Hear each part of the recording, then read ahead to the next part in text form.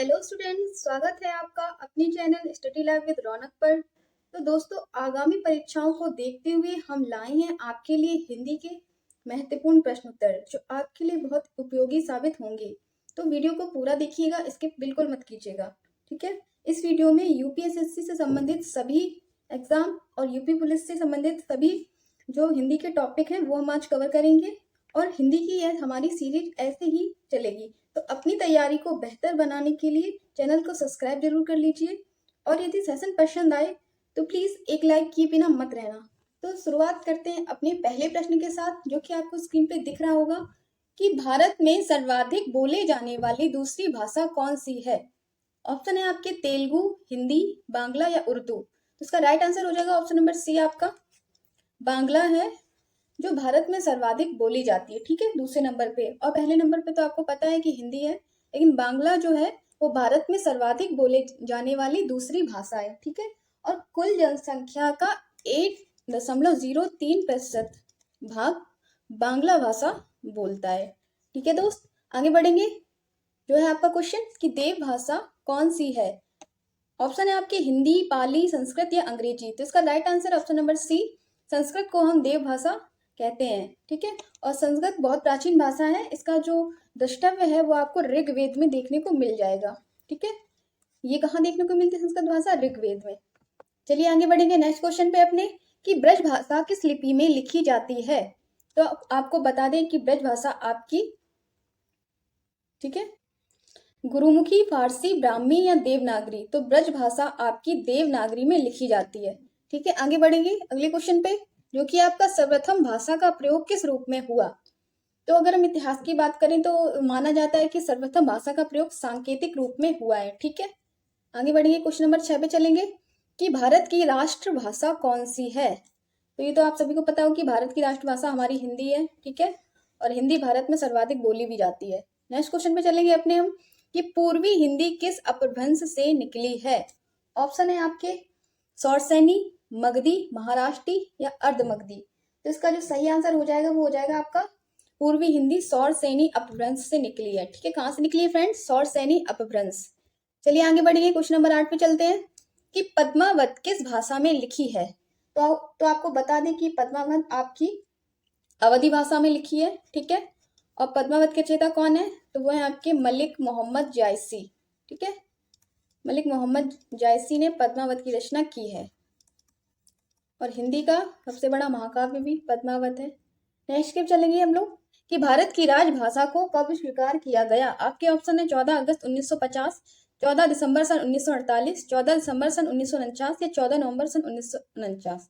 तो इसका जो राइट आंसर हो जाएगा वो हो जाएगा आपका ऑप्शन नंबर सी, 14 सितंबर सन 1949 को भारत की राजभाषा को स्वीकार किया गया था। नेक्स्ट क्वेश्चन पे चलेंगे अपने हम क्वेश्चन नंबर 10 पे कि नेपाली भाषा किस लिपि में लिखी जाती है।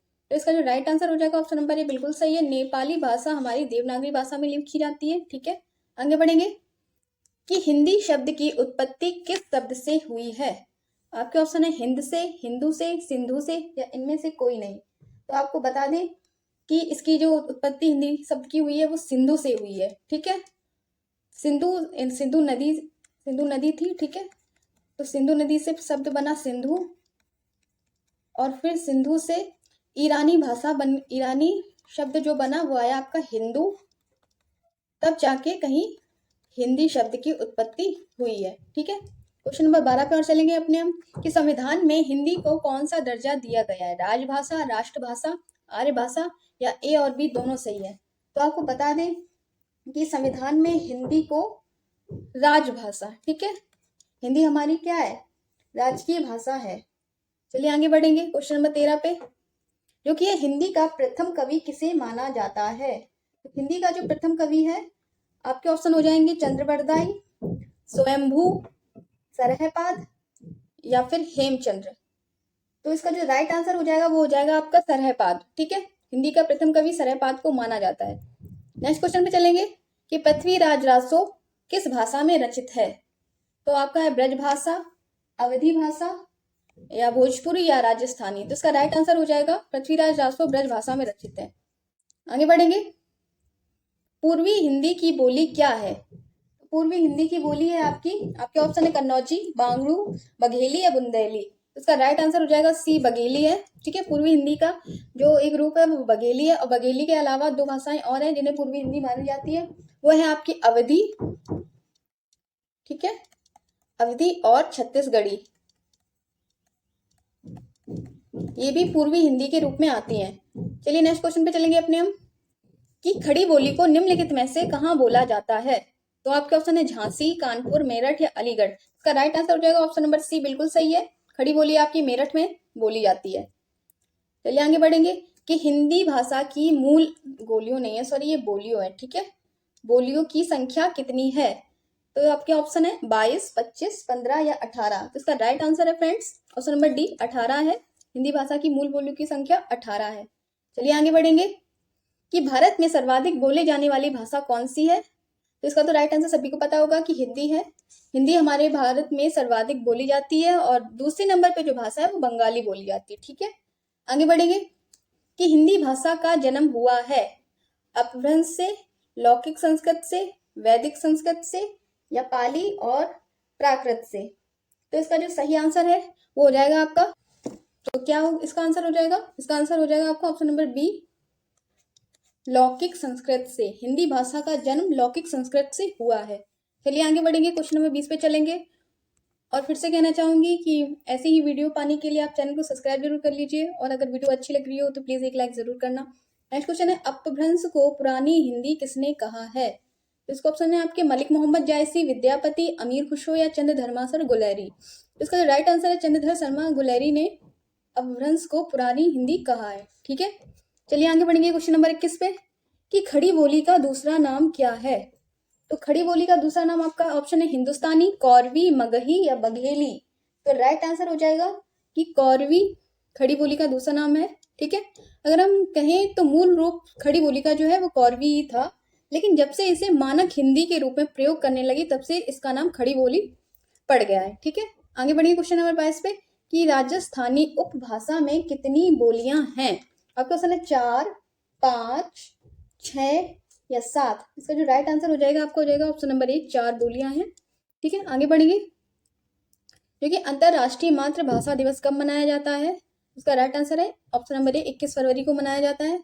कब मनाया जाता है, 21 फरवरी को मनाया जाता है अंतरराष्ट्रीय भाषा दिवस। और हिंदी दिवस कब मनाया जाता है आपको, तो हिंदी दिवस आपका मनाया जाता है 14 सितंबर को। ठीक है, कब, 14 सितंबर को। चलिए आगे बढ़ेंगे, क्वेश्चन नंबर 24 है आपका, कि प्रथम हिंदी सम्मेलन भारत में कब हुआ था। 1820, 1965, 1975 या 2003। इसका राइट आंसर हो जाएगा फ्रेंड्स 1975 में प्रथम हिंदी सम्मेलन हुआ था। ठीक है, और कहाँ हुआ था ये भी आपको बता दें, ये आपका हुआ था नागपुर में। ठीक है, चलिए आगे बढ़ेंगे, क्वेश्चन नंबर 25 पे चलते हैं अपने, कि वेदों की संख्या कितनी है। तो राइट आंसर है इसका 4 है वेदों की संख्या। कौन कौन से होते हैं, ऋग्वेद, ठीक है, यजुर्वेद, सामवेद और अथर्ववेद। अगर सबसे प्राचीन वेद की बात करें तो ये ऋग्वेद है, और सबसे नया जो है वो अथर्ववेद है। ठीक है, आगे बढ़ेंगे, कि नहुष नाटक के रचनाकार का नाम बताइए। महाराजा विश्वनाथ सिंह, गोपाल राम गहमरी या बाबू गोपाल चंद्र या डाकुर जगमोहन सिंह। इसका राइट आंसर हो जाएगा आपका बाबू गोपाल चंद्र। ठीक है, नहुष जो नाटक है उसके जो रचनाकार हैं बाबू गोपाल चंद्र है। इनका पूरा नाम है गोपाल चंद्र गिरधर दास भी इन्हें कहा जाता है। ठीक है, गोपाल चंद्र गिरधर दास। चलिए आगे बढ़ेंगे, क्वेश्चन नंबर 26 आपका, कर्म भूमि किसकी रचना है। ऑप्शन नंबर आपका प्रेमचंद्र, जयशंकर प्रसाद, महादेवी वर्मा या सूर्यकांत त्रिपाठी निराला। तो राइट आंसर इसका ऑप्शन नंबर 1, प्रेमचंद्र की है कर्मभूमि। और कमेंट में आप मुझे प्रेमचंद की और 2 रचनाएं के बारे में बताएंगे। ठीक है, कमेंट जरूर करिएगा कि प्रेमचंद की और कौन सी रचनाएं हैं।